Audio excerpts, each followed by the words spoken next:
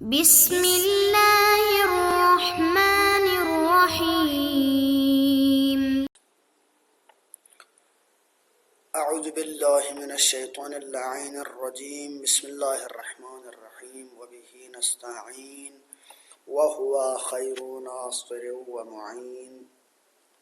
عزیز طلاب کرام، آج ہمارا درس نمبر 6 ہے، جس میں انشاءاللہ ہم چند فوائد جو کہ ہم نے پہلے ذکر کیا باقی فوائد کو ذکر کریں گے، اور آج کے درس میں ہم خلاصتاً خواجہ نصیر الدین طوسی نے جو فوائد بعثت بیان کی ہے انہی کو اجمالی طور پر ذکر کرنے کی کوشش کریں گے۔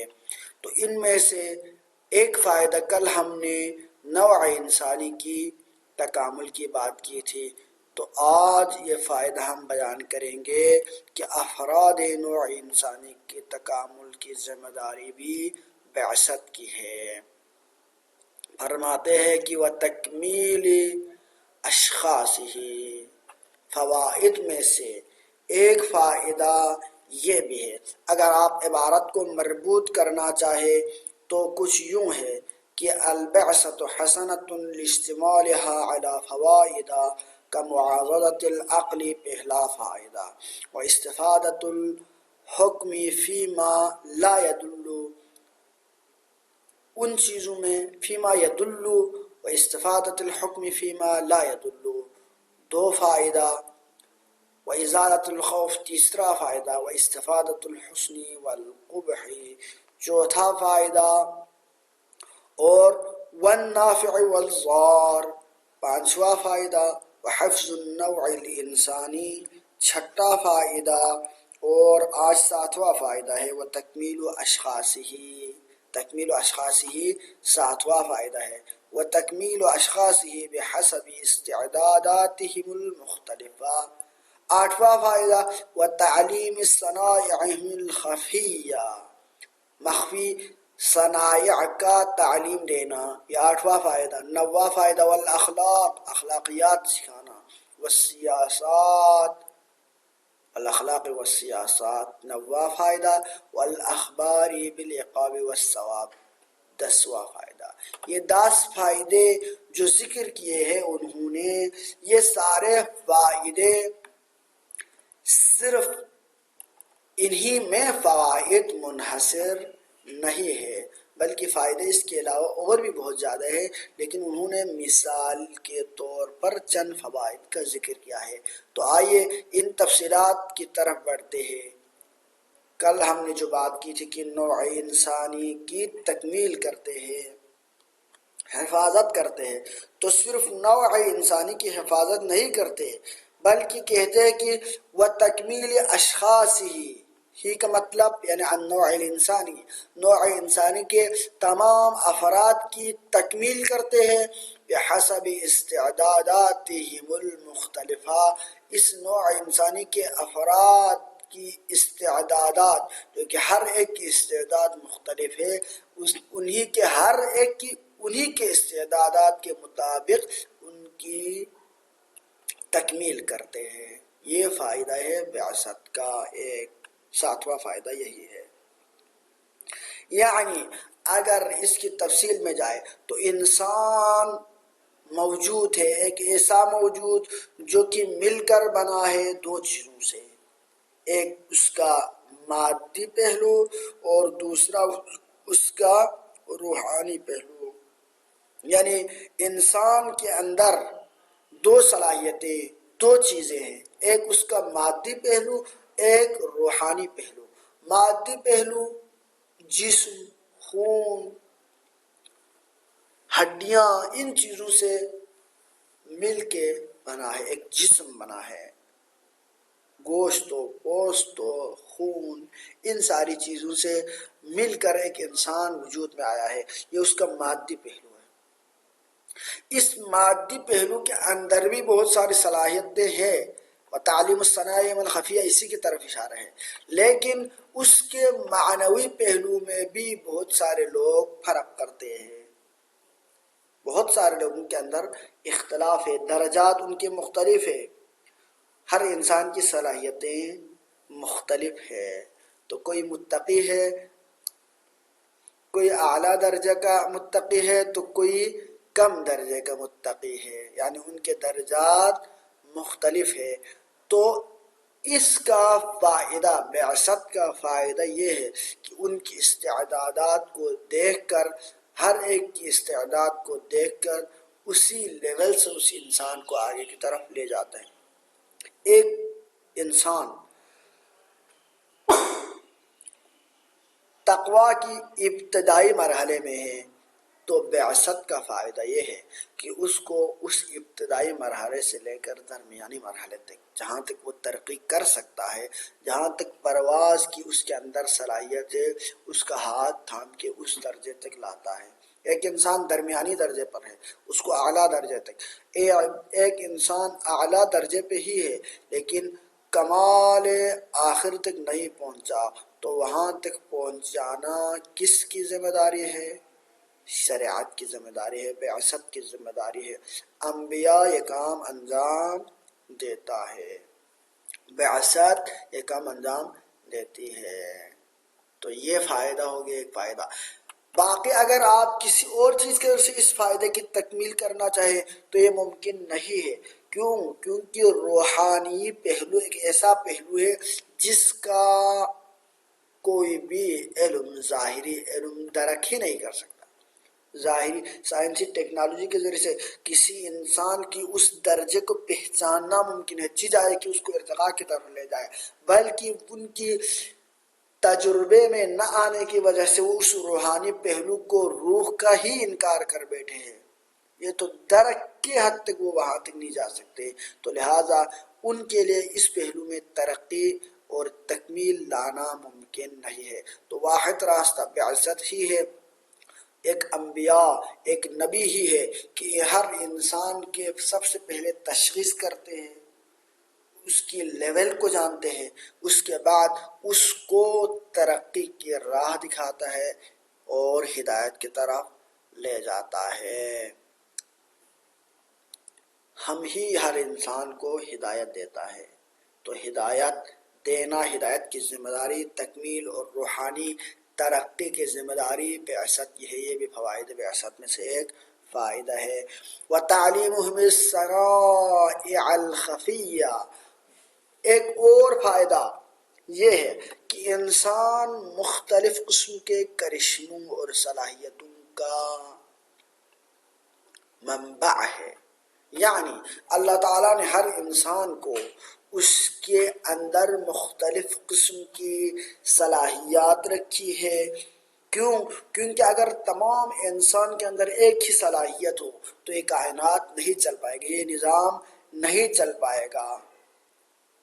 اگر آپ ایک جہاز کو لے لیں، اگر آپ ایک مشین کو لے لیں، ایک گاڑی کو لے لیں، تو اس کے اندر انجن ہے، بریک ہے، اسٹیئرنگ ہے، اس کے علاوہ مختلف اور بھی چیزیں ہیں، پرزے ہیں، چھوٹے پرزوں کا الگ کام ہے، بڑے پرزوں کا الگ کام ہے. اگر آپ ساری ایک ہی چیز کے ذریعے سے پوری گاڑی کو ٹائر ہی کے ذریعے سے آپ بنانا چاہیں تو بن نہیں سکتا. گاڑی میں ٹائر کی بھی ضرورت ہے، انجن کی بھی ضرورت ہے، بریک کی بھی ضرورت ہے، گیئر کی بھی ضرورت ہے. مختلف چیزوں سے مل کر ایک چیز تشکیل پاتا ہے. اگر آپ صرف اینٹوں سے کوئی گھر بنانا چاہیں تو گھر نہیں بن پائے گا، بلکہ اس میں اندر تزئین کے لیے اور بھی چاہیے، بلکہ ان کو پیوست کرنے کے لیے، خود اینٹوں کو پیوست کرنے کے لیے چیز چاہیے، لکڑی چاہیے کھڑکی کی شکل میں. مختلف قسم کی اشیاء سے مل کر آپ کو یہ چیزیں ملے گی. شاید کائنات میں کوئی بھی ایسی چیز نہ ہو کہ جو صرف ایک ہی چیز سے وہ مکمل شکل بنی ہو، شاید کوئی چیز نہ ہو. لہذا مختلف چیزوں سے مل کر اشیاء وجود میں آتی ہے. اسی طرح یہ کائنات بھی ہے. لہذا یہاں پر مختلف زندگی گزارنے کے لیے مختلف فنکاروں کی، مختلف صلاحیتوں کی ضرورت ہے. تو لہذا اللہ تعالیٰ نے ہر انسان کو نظام دنیا چلانے کے لیے مختلف صلاحیتوں سے نوازا ہے. کوئی موچی ہے تو کوئی دھوبی ہے، کوئی دھوبی ہے تو کوئی فنکار ہے، کوئی ٹیکنالوجی جانتا ہے، کوئی علم جانتا ہے، کوئی فقہ میں ماہر ہے، کوئی حدیث میں ماہر ہے. مختلف قسم کی صلاحیتوں پر کوئی درزی ہے تو کوئی نائی ہے. ہر قسم کے مختلف قسم کے شاید انسان ہزاروں ہا سینکڑوں ہا چیزوں کی طرف محتاج ہے، اور ہر فن میں اس کے لیے الگ الگ ماہر فن کی ضرورت ہے. لہذا یہ ان فنون کی تکمیل کا، ان فنون کو، ان صلاحیتوں کو جو ہر انسان کے اندر الگ الگ ہے پہچانوانا جو خفی ہے، صنائع خفیہ یعنی صلاحیت مختلفہ جو اس کے اندر موجود ہے، ان کے تعلیم دینا بھی بعثت کی ذمہ داریوں میں سے ایک ذمہ داری ہے. لہذا انسانی ابتدائی دور میں مختلف قسم کے جو فنون وغیرہ تکمیل میں آئے، وجود میں آئے، ان تمام کی منسوب کسی نہ کسی انبیاء کی طرف ہے. کوئی نبی چرواہا تھا، تو کوئی نبی درزی، کوئی نبی لکڑہار. اس کے علاوہ مختلف قسم کی جو چیزیں ہیں انبیاء کی طرف منسوب ہے، جن کی طرف، جن صناعی کی طرف انسان محتاج تھے، لیکن ان کو دنیا کے سامنے لانے والا کوئی نہ کوئی نبی تھا. تو لہذا یہ تعلیم صنائع بھی بعثت کی ذمہ داریوں میں سے. لیکن اگر خود انسان پہ چھوڑتے تو شاید سینکڑوں ہا سال گزرنے کے بعد بھی کوئی صلاحیت ان صنائع خفیہ کو نہ پہچان پاتے، اور انسان شاید حیوانوں کی طرح ہی زندگی گزار رہے ہوتے. والاخلاق والسیاسات، بعثت کی ذمہ داری صرف اسی حد تک محدود نہیں ہے، بلکہ اخلاق اور سیاسات کی تعلیم بھی شریعت اور بعثت کی ذمہ داری ہے. اخلاق، اس کی بھی مختلف قسمیں ہیں. اخلاق، کبھی اخلاق بغیر ہوتا ہے. اخلاق یعنی انسان اپنے علاوہ کسی غیر کے ساتھ جو رویہ رکھتا ہے اس کو اخلاق کہا جاتا ہے. اب اخلاق سیئہ بھی ہوگا، اخلاق حسنہ بھی ہو سکتا ہے. اب اخلاق جو حسنہ اور سیئہ ہے، تو وہ اخلاق جو انسان اپنے غیر کے ساتھ رکھتا ہے، اس اخلاق کے اندر یا وہ غیر اس کا خالق ہوگا یا مخلوق ہوگا. اگر خالق ہوگا تو اخلاق با خالق کہلائے گا. اگر وہ غیر کے ساتھ یعنی دوسری مخلوقات کے ساتھ ہو تو اس کو اخلاق بالغیر کہا جاتا، اخلاق بغیر کہا جاتا ہے. تو ان میں سے ہر ایک کی اپنی الگ الگ ذمہ داریاں ہیں. ان تمام اخلاق اور ذمہ داریوں کو بیان اور سمجھنے کے لیے صحیفہ سجادیہ، نہج البلاغہ جیسی عظیم کتابوں کی طرف رجوع کرنا چاہیے، جو منصوص من اللہ شخصیات ائمہ طاہرین علیہ السلام اور تعلیمات انبیاء پر مشتمل ہے. والسیاسیات، سیاست کیا ہے؟ سیاست یعنی لوگوں کو چلانے کا علم، یعنی نظام زندگی کو، اجتماعی نظام کو چلانے کا جو علم ہے سیاست، وہ بھی تعلیم کردہ ہے انبیاء علیہ السلام کی بعثت کی. جس طرح ایک انسان فردی طور پر محتاج ہے تعلیم کی اپنی ذاتی ضروریات کو پورا کرنے کے لیے، اسی طرح انسان محتاج ہے اجتماعی چیزوں کے لیے بھی، اجتماعی حقوق کو جاننے کے لیے بھی. اسی لیے ابھی انٹرنیشنل لا میں تقریباً 80% ان کے قوانین کہا جاتا ہے کہ اسلامی قوانین سے ماخوذ ہیں. رسالۃ الحقوق، حضرت امام زین العابدین علیہ السلام کی جو کتاب ہے وہ سارے انہی حقوق اور سیاسی مباحث کے پر مشتمل ہے. لہذا آپ خود پیغمبر اسلام صلی اللہ علیہ وآلہ وسلم کی جو مکتوبات جو غیر اسلامی بادشاہوں کے نام اس زمانے کے لکھے گئے تھے، ان میں بھی دیکھے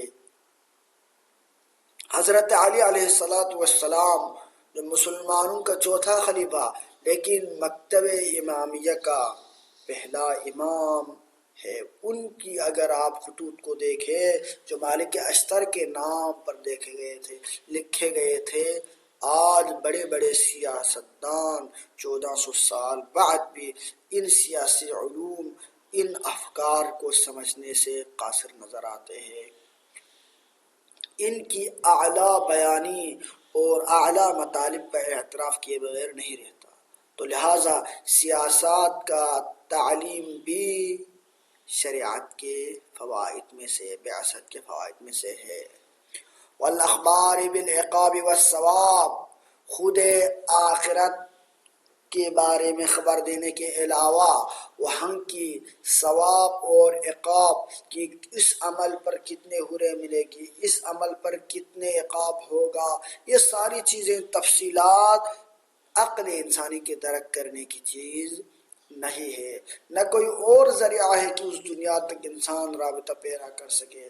لہذا ایک عاجز اور ناتواں انسان جس کی تمام چیزیں محدود ہیں اسی دنیا تک، اس کو تعلیم دینے کی صلاحیت سوائے بعثت کے علاوہ کسی اور چیز میں نہیں ہے۔ لہذا اللہ تعالیٰ نے ان تمام فوائد کو انسان کے لیے پہنچانے کے لیے بعثت اپنے اوپر لازم قرار دے دی۔